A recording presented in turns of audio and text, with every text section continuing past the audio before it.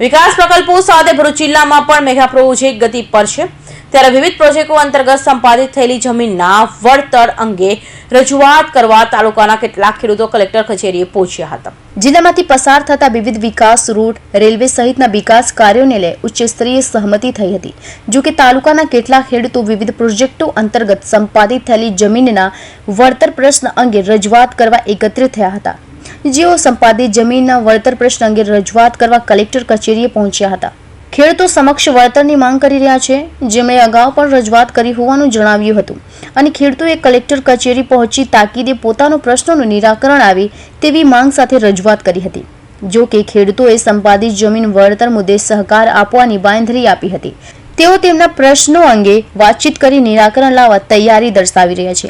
મારું નામ કુરચન તાલુકા મોટ અરવિંદભાઈ છોટભાઈ પટેલ। ખેડૂતની જમીન સરકારે સંપાદન કરી ને લઈ લીધી છે, એનો યોગ્ય વળતર અમને આપવામાં આવ્યું નથી। ખેડૂતો આંગણવાડી નથી કે અમને તમે અન્યાય કરો। ખેડૂતો અમને સહકાર આપ્યો, તમે અમને સહકાર આપવો જોઈએ અને અમારો વળતરનો ભાવ સારો મળવો જોઈએ એવી અમે આશા રાખીએ છીએ। એના માટે આજે ભરૂચ અમે સમગ્ર વિસ્તારના તાલુકાના ખેડૂતો અહીંયા કલેક્ટર કચેરી આવીને આવેદન આપવામાં છે ને અગાઉ કલેક્ટરને આવેદન આપવામાં આવેલું કે તમે હાજર રહેજો, છતાં પણ કલેક્ટર શ્રી રિઝિટ પણ આવી ગયા। એ હું ખરેખર ભૂલ કહેવાય સુધારો છે, ખરેખર ખોટી ભૂલ છે। 5 મિનિટનો અમારે મંત્રણા કરવાની હતી અમારી સાથે, છતાં મને અહીંયા તાપમાં ઉભા રાખ્યા છે।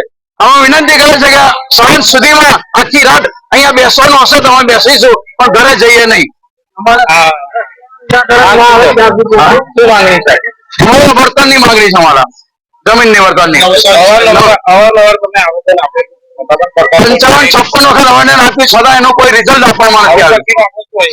અમારે તો ખાલી અમારા આપણે વળતર પૂરેપૂરું મળવું જોઈએ, નહીં તો અમે આંદોલન કરીશું।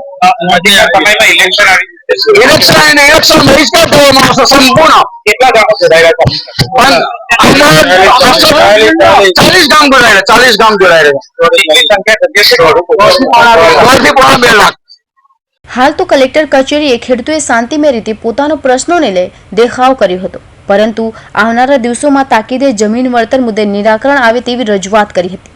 Sachin Patel, Hind TV news, Bharuch.